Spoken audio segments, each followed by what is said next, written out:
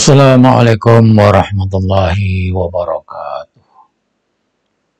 Bismillah, walhamdulillah, wassalatu wassalamu ala rasulillah Muhammad ibn Abdullah wa ala alihi wa sahbihi wa man tabi'ahu wa wala amma ba'd. Apa kabar saudara-saudari? Semoga kita semuanya selalu dalam keadaan sehat walafiat, bisa menjalankan aktivitas dengan sebaik-baiknya. Hari ini, hari esok, hari-hari ke depan, kita selalu dalam lindungan Allah Subhanahu wa Ta'ala, meraih sukses dunia, sukses pula di akhirat nanti. Amin Allahumma amin. Saudara-saudara sekalian,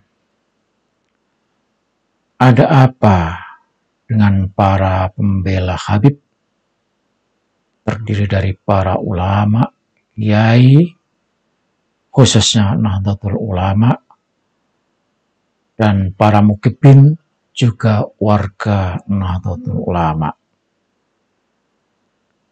Itu sebuah pertanyaan. Kemudian bagi orang-orang yang mengingatkan, yang menginformasikan, yang memperjuangkan nasab keturunan Rasulullah Shallallahu Alaihi Wasallam agar tidak dihinakan oleh para Habib yang ngaku-ngaku sebagai cucu Rasulullah, akibatnya apa? Inilah yang akan kita bicarakan dalam kesempatan pertemuan ini. Saudara-saudara sekalian, sudah kita maklumi para Habib Alawi itu hidup subur di tengah-tengah warga Nahdlatul Ulama. Artinya, kalaulah tidak ada warga NU yang memuliakan para Habib, maka Habib tidak bisa hidup, karena Habib tidak punya keterampilan, tidak punya kemampuan, juga termasuk tidak punya keilmuan sama sekali. Di tengah-tengah warga Muhammadiyah tidak laku. Di tengah-tengah organisasi Arab sendiri, misal Al-Irsyad, juga tidak laku. Nah, begitu baiknya warga NU, termasuk pengurus struktural NU, memberikan kesempatan kepada Habib untuk bisa hidup, tetapi sungguh sangat disayangkan, Habib ini tidak tahu diri, tidak tahu diuntung, mencaci-caci ulama-ulama NU, di mana ulama-ulama NU itu tidak bersedia bekerja sama dengan para Habib. Tetapi ulama-ulama NU yang mau bekerja sama dengan para Habib justru dijadikan kacung, dijadikan ambalan. Apa itu ambalan? Keset yang siap untuk menjunjung, membersihkan para Habib, dan siap juga menjadi jongosnya. Maka saudara-saudara sekalian, kesempatan ini saya mencoba menguraikan kenapa Habib hidup di tengah-tengah NU tapi tidak mendukung perjuangan NU, memanfaatkan NU tetapi malah merusak NU dari dalam. Sementara kiai-kiai yang sudah kadung enak bersama NU, bersama Habib, merasa mereka tidak merusak, tidak menjatuhkan NU, seakan-akan bahkan punya pandangan NU punya jasa Habib punya jasa terhadap NU. Saya ulang lagi. Beberapa kiai yang ada di NU tidak merasa diganggu oleh Habib. Sebaliknya mereka punya pandangan kalau Habib itu berjasa terhadap NU. Padahal faktanya Habib itu merusak NU dari dalam, di organisasinya juga merusak warga NU yang ada di akar rumput, sudah dirusak, ditambah pula didawir, juga dimanfaatkan untuk mengeruk keuntungan. Inilah yang terjadi. Habib di zaman Bapak Presiden Soeharto adalah orang-orang yang bermuka dua. Oleh Pak Harto disupport masuk ke dalam NU, tetapi punya misi menjalankan apa maunya Pak Harto, yaitu merusak NU dari dalam. Kenapa NU harus dirusak dari dalam? Ingat saudara-saudara sekalian bagaimana perjuangan NU di zaman Orde Baru zamannya Pak Soeharto. Warga NU di zaman Pak Soeharto adalah warga yang kritis. Dibuktikan dengan tampilnya Gus Dur mencoba mengkritisi, meluruskan, bahkan mengingatkan Pak Harto. Itu pada umumnya warga NU. Karena warga NU dianggap ancaman bagi Pak Soeharto, maka Habib masuk ke dalam NU, merusak NU dari dalam. NU-nya itu sendiri dimusuhi oleh Pak Harto. Apalagi, saudara, zaman itu Golkar sedang berjaya, NU mengkritisi atas apa yang dilakukan oleh Pak Soeharto dengan partainya Golkar. Betapa banyaknya orang-orang NU yang mengkritisi Golkar, mengkritisi presiden, diperlakukan dengan tidak adil, bahkan banyak sekali kiai-kiai yang ditangkap, dimasukkan penjara. Kalau toh tidak ditahan sekian tahun, toh sempat ditangkap dan dihajar, dilakukan penyiksaan, dibungkam mulutnya untuk tidak mengkritisi Soeharto. Saat itu Habib mendapatkan fasilitas kemudahan dari Pak Harto. Sehingga NU minggir ke kampung-kampung, kiai-kiai takut tidak bersuara, sementara organisasi-organisasi yang dekat dengan Pak Harto mendapatkan fasilitas yang luar biasa, seperti yang diperoleh Muhammadiyah. Maka perkembangan selanjutnya, jayalah Muhammadiyah dengan pembangunan sekolahnya di kota-kota, sementara NU minggir, tapi terus berjuang melalui pendidikan yang kita sebut namanya pesantren. Itulah kenyataan Habib di zaman Orde Baru, zamannya Pak Soeharto. Saudara-saudara sekalian, maka orang-orang dulu, warga NU yang sudah gandeng renteng dengan para Habib selalu hidup enak karena Habib mendapatkan privilege dari Pak Soeharto dan pejabat-pejabat waktu itu, sehingga setiap kali ada acara besar yang diundang adalah Habib. Pejabat manapun, dari pusat maupun daerah, Habib yang diundang.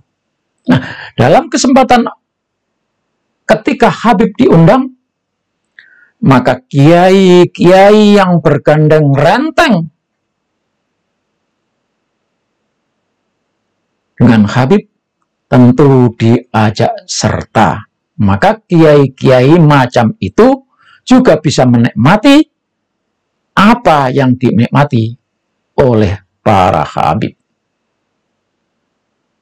Saudara bisa lihat, buktikan bagaimana seorang pejabat atau orang kaya yang bohir, yang pengusaha besar, ketika punya acara yang diundang adalah Habib, di sana disajikan makanan-makanan yang bergizi, nasi kebuli, kambing guling, kambing bakar. Itu adalah hidangan-hidangan yang disiapkan kepada para Habib yang diundang oleh para pejabat. Maka terbiasa Habib-Habib itu makan enak, dijamu oleh para pejabat. Dan kiai-kiai yang bergandeng renteng dengan Habib itu pun ikut serta menikmati seperti apa yang dinikmati oleh para Habib. Ketika pulang, nah, Habibnya dapat amplop coklat, kiai-kiainya cukup dapat amplop putih. Sungguh pun demikian, sudah kiai-kiai NU yang bergandeng renteng dengan Habib itu menikmati apa yang diperoleh oleh Habib, walaupun jauh nilainya dibandingkan dengan apa yang diberikan oleh para pejabat dan pengusaha, para bohir itu kepada para Habib. Nah, itulah saudara sekalian, kenapa kiai-kiai dulu yang berhidup gandeng renteng dengan Habib terus akan bersama para Habib ketika saat ini terbongkar Habib-Habib itu bukanlah keturunan Rasulullah. Mereka yang sudah merasa berada di zona nyaman bersama para Habib tidak mau tahu terbongkarnya Habib yang ngaku-ngaku sebagai cucu Rasulullah. Terbukti Habib-Habib itu bukan keturunan Rasulullah, bahkan Arab saja pun tidak. Yang pasti Habib-Habib itu keturunan Yahudi. Jelas kenapa mereka tetap membela para Habib? Karena sudah menikmati hasil seperti apa yang diperoleh oleh para Habib. Lebih dari itu, mereka-mereka yang sudah bergandeng renteng dengan para Habib itu juga menikmati berbisanan dengan Habib. Anaknya dinikahi para Habib.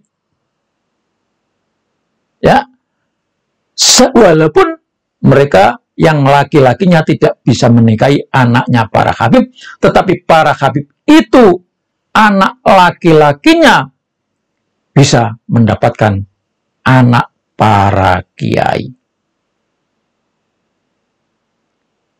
Jadi begitulah saudara sekalian, sejarah fakta yang terjadi. Maka ketika saat ini kiai-kiai yang sadar lalu mengakui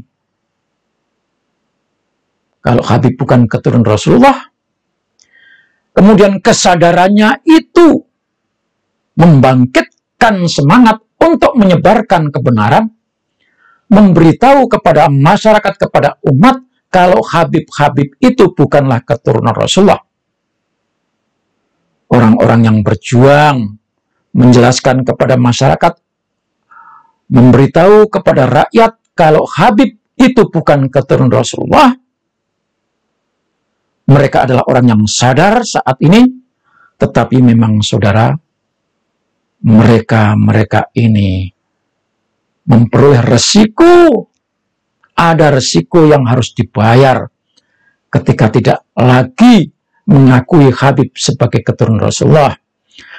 Ada beban yang harus ditanggung ketika memberitahu kepada masyarakat kalau Habib itu keturunan Yahudi.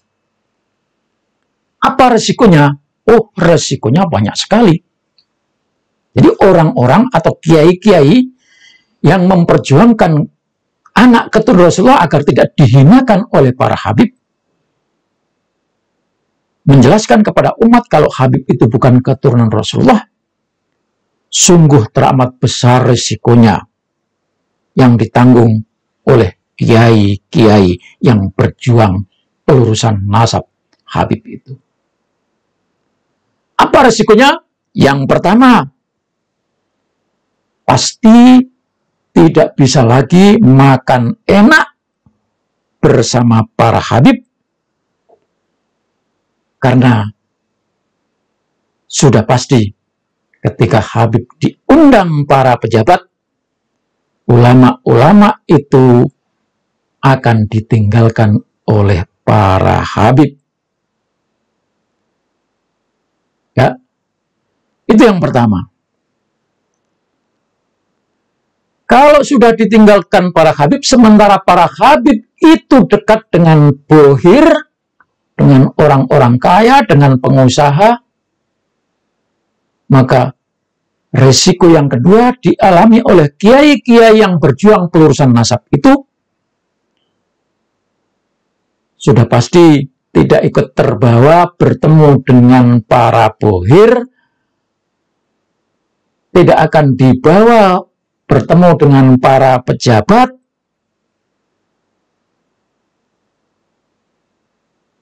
otomatis tidak mendapatkan materi. Yang ketiga, karena masyarakat sudah terlanjur percaya kalau Habib itu keturunan Rasulullah, apalagi sudah terkena doktrin khurafat, Habib-Habib itu punya karamah yang luar biasa. Ketika para pejuang ini menyampaikan kebenaran, sudah pasti akan dibenci oleh masyarakat yang sudah terlanjur terkena doktrin. Apalagi pengurus-pengurus masjid yang tidak berilmu dan masih fanatik. Itu mengakibatkan kiai-kiai yang semula dijadwalkan berceramah memberikan khutbah di masjid para DKM yang mukibin itu sudah pasti dicoret. Tidak masuk lagi daftar khotib atau daftar ustadz yang diundang oleh pengurus DKM maupun pengurus majelis taklim. Dan itu sudah kami rasakan beberapa masjid, bahkan masjid yang ada di tengah kota DKI Jakarta. Saya tahu DKM-nya adalah pengagum Habib. Dan ketika mereka saya tahu berbicara tentang Habib, pelurusan nasab Habib, maka jadwal yang sudah sekian lama masuk jadi khotib, jadi penceramah di situ dicoret. Di Jakarta, kemudian di Jakarta pinggiran, masjid sebelah saya, majelis taklim juga demikian. Itu risiko yang dialami oleh para pejuang pelurusan nasab Habib. Tetapi bagi mereka, bagi kita yang meneruskan perjuangan, meluruskan nasab para Habib itu, Tidak usah takut, karena kami berjuang, kami berdakwah dengan modal sendiri, biaya sendiri, walaupun dituduh oleh mereka, kita ini dianggap buzzer, dianggap memperoleh bayaran oleh pihak-pihak yang mengembuskan kalau Habib itu keturunan Yahudi. Jadi ada resiko yang ditanggung. Tidak lagi diundang, tidak lagi dipanggil oleh masyarakat. Lagi pula di tengah-tengah masyarakat juga sudah terlanjur Habib itu sebagai manusia suci, maka ketika mengundang ada perbedaan yang sangat menonjol. Ketika Habib diundang, makanannya kebuli, kambing guling, pulangnya dikasih amplop, dikasih berkat, tetapi kiai-kiai yang ikut bersamanya, pulangnya mungkin nggak dikasih amplop, pulangnya juga nggak dikasih berkat. Kalau ngasih amplop, sangat jauh. Itulah. Maka tidak usah takut, karena Allah Subhanahu wa Ta'ala sudah mengatur semuanya. Sekali kita meyakini Habib bukan keturunan Rasulullah, kita akan tolak sampai mereka bisa membuktikan sebagai keturunan Rasulullah Shallallahu Alaihi Wasallam. Risiko berikutnya, keluarga para pejuang, istrinya, anaknya juga akan mengalami sindiran-sindiran dari masyarakat yang sudah terlanjur kena doktrin para Habib itu. Istri kita, anak kita, itu suka disindir-sindir, walaupun tidak berani terang-terangan. Ketika kita buat podcast, dan tetangga tahu, tetangga yang sudah kena doktrin cinta Habib itu, akhirnya pun mereka juga berbisik-bisik dengan yang lainnya, menyatakan bahwa ini orang sudah memecah belah umat katanya. Padahal penyampaian kebenaran tidak boleh dihentikan, apapun resikonya harus ditanggung. Resiko berikutnya adalah banyak persekusi, banyak ancaman, baik fisik maupun verbal. Tetapi saya pribadi tidak pernah takut. Bahkan saya akan kasih tahu alamat siapapun yang mencari saya dan ingin berdiskusi atau ingin berargumen tentang kepalsuan nasab para Habib itu. Jadi begitulah saudara-saudara sekalian, supaya saudara maklumi, memang setiap perjuangan itu ada tantangan. Lebih dari tantangan adalah perlawanan, dan perlawanan itu tidak jarang dilakukan dengan sembunyi-sembunyi atau juga dengan terang-terangan, tetapi terang-terangannya itu tidak berani berhadapan satu demi satu. Mereka menggunakan kekuatan kelompoknya atau gerombolannya. Sungguh pun demikian, para pejuang tidak pernah mundur dan tidak pernah takut. Karena memang itulah resiko bagi orang yang mau mengatakan bahwa benar itu memang benar dan salah itu memang salah. Demikian. Wassalamualaikum warahmatullahi wabarakatuh.